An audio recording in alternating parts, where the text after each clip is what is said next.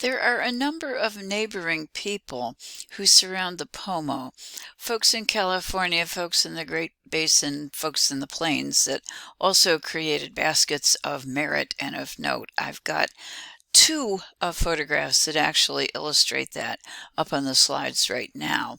The one in the lower right, figure 431, is from the Washoe tribe, and those are pretty remarkable baskets. Same is true for the slide on the left. I am, however, more interested in the photographer right now than I am in the baskets that are being photographed, because Edward Curtis, the photographer who shot these, is a particularly important force to be reckoned with in terms of understanding the way in which the Native American population was portrayed in the 19th century and in the early 20th century. We also have a number of Curtis photographs in our textbook, so I think we ought to take a look at Mr. Curtis as a photographer. Before leaving these baskets, the first thing that I think you should notice about them is that they're not treated in a documentary fashion. In other words, the baskets themselves are not displayed individually in a manner that would allow us to see them clearly.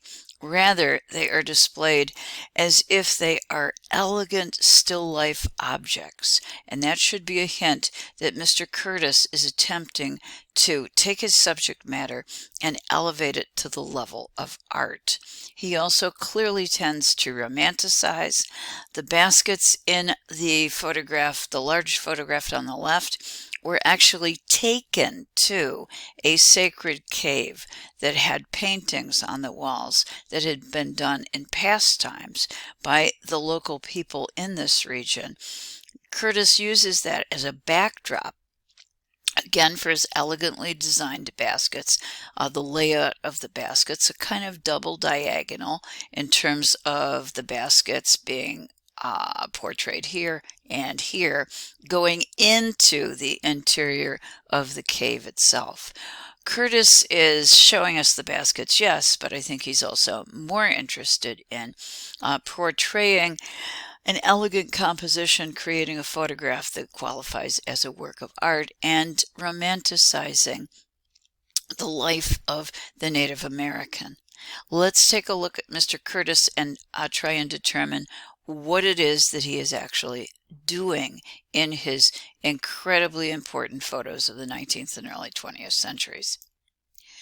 This is Edward Curtis, and I think you can tell from looking at the picture that he was dashing and saw himself in a very romantic way, and was also concerned with creating a very good picture or image. Mr. Curtis is going to produce 40 volumes.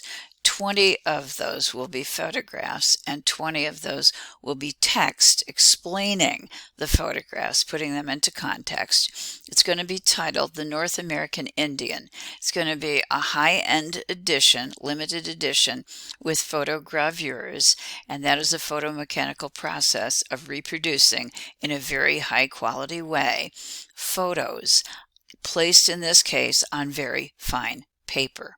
So he sets the standard high for the production of his book. He is part of a photographic movement that is called pictorialism. Pictorialism lasts from the 1880s to, I'm going to say, the end of World War I. And it's a style of photography with very soft focus, which creates dreamy images and depends on artistic interpretation, the interpretation of the photographer. This often includes costumed sitters and reenactments. The end product, which might be a dreamy image, is often romantic, and it is ideal. Okay, why do this? Well, the intention of pictorialists was to elevate photography to an art form. There had been in the 1800s a debate about if photography qualified as an art, and the photographers decided they were going to elevate it to that level by basing their photographic images on trends in painting. So you should be thinking, particularly in the second half of the 19th century, about styles that are becoming somewhat soft and fuzzy. Think Impressionism in particular, but bringing beauty to an image through artistic interpretation. Okay, this is going to be coupled with the arts and craft movement, and that's a product of the late 19th century also, when there is a desire among the public, ordinary folk like you and me, to possess, to own handmade goods, and a very, very strong appreciation of craftsmanship. This is in reaction to the mechanically produced things that are coming out of the machine age. At the same time, this is kind of going hand in hand with and also triggering an interest in Native American culture.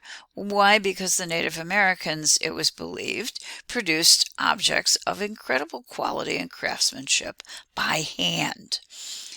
There was also a tendency in this period to idealize Native Americans as living in close harmony with nature. We also, as a people, particularly a Western European audience, believed the Native Americans to be disappearing. One of Curtis's roles was to capture their life before that happened. He created his photographs using sepia toning so that we have a warm brownish glow, like we do in a self-portrait right here, to the surface of his images, along with soft focus. What does that do? It gives us beautiful pictures, dreamy pictures, and often suggests that these pictures are in fact capturing something that is disappearing. These two images help to sum up the intent of some of Curtis's work. The one that's on the left is among his most famous images. It's called The Vanishing Race. It was done around 1904, originally as a platinum print, and that is a process used in producing a print in photography that actually adds in a little platinum to the process that ensures a very gradual shift between tones, and that is perfect for pictorialist goals, creating very soft transitions, and adds to the kind of soft focus and fuzziness that we see.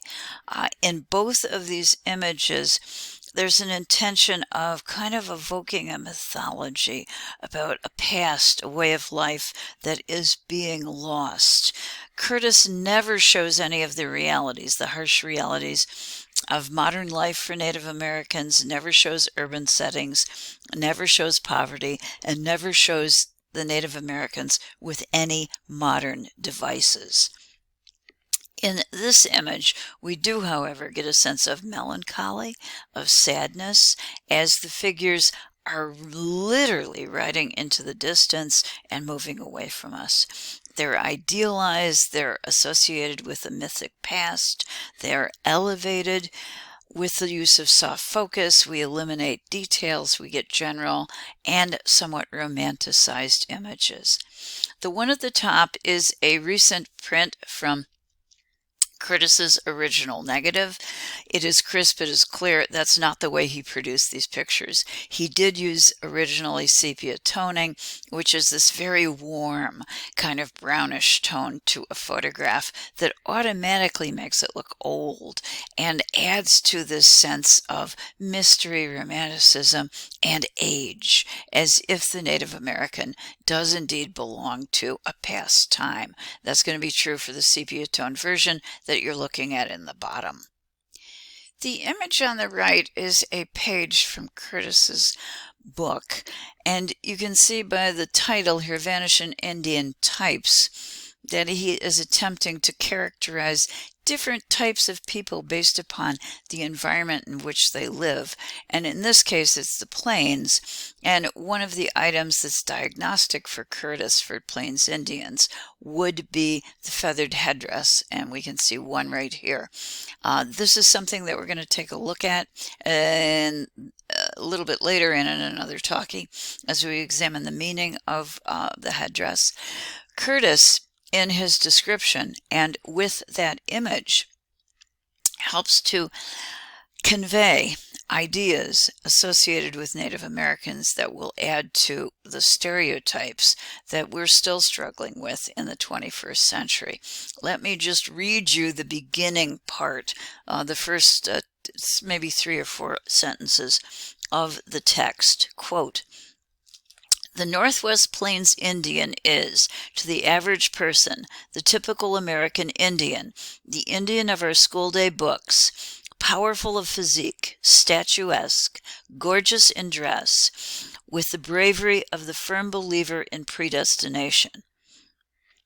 The constant, fearless hunting and slaughtering of the buffalo trained him to the greatest physical endurance and gave an inbred desire for bloodshed."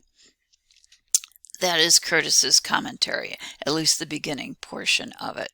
So his pictures, as well as his commentary, without necessarily intending to create stereotypes, has in fact contributed to some of our stereotypes associated with Native Americans today. A couple more Curtis images right here. The one on the left shows us a Native American on a horse drinking out of a stream, and it's titled An Oasis in the Badlands. It was done in 1905. The thing that's interesting about it is the way that Curtis has costumed and characterized the Native American. He's looking off into the distance, literally giving us an image of what we have come to understand as the noble savage, having insight and vision. He also is wearing a feathered headdress, which really was a costume, because a Native American would have reserved a feathered headdress for purposes of ritual use or for ceremony. You're not going to find a guy wearing a war bonnet or a feathered headdress out in the plains with his horse. Curtis has set this up very much costuming his subject, and included with this, if you look over here, you're going to see the butt end of a rifle as well. Curtis's photograph on the right of the Sundance is a representation of a ceremony that's part of Plains culture, and it was shared by a number of different people. The community in the Sundance ceremony would come together and gather for prayers, usually for the purpose of healing within the community, in order to obtain an adequate result. Some kind of sacrifice needed to be made, a display of a sincere personal sacrifice or offering that can be made for the benefit of the family or the community. It, at the end of the day, comes down to a physical and a spiritual test of endurance, often by dancers who for a very long time engage in dance song. There is drumming, there's a sacred fire, there's a use of a ceremonial pipe, prayers, and also fasting. In some cases, individuals also go the extreme step of having skewers inserted into openings in the flesh. Those skewers go underneath the ribs and they pull against a center pole, incurring great suffering and pain for purposes of giving a sacrificial offering for the benefit of the community. Okay, this photograph by Curtis is an attempt to, and I'm going to believe, reenact that. The Sundance ceremony was actually outlawed. It wasn't legal to perform this when Curtis took this photograph. And I strongly suspect, since we're only seeing one individual and a tree with a tether between the tree and him, I suspect that the rope lining him to the tree is not actually going into his skin. I think that this is simply a prop reenacting the Sundance ceremony, but again, please be aware it was actually outlawed. In efforts to assimilate the Native American community, both Canada and the United States, for an extended period of time, prohibited indigenous ceremonies. They attempted to teach Native Americans English at the expense of their native language, and they did establish Indian schools. One of the ceremonies that was outlawed was the Sundance ceremony, and it will not be reinstated, made possible for Native Americans to do this again until 1978. So what I think we're looking at here is very much coming from Curtis's own vision.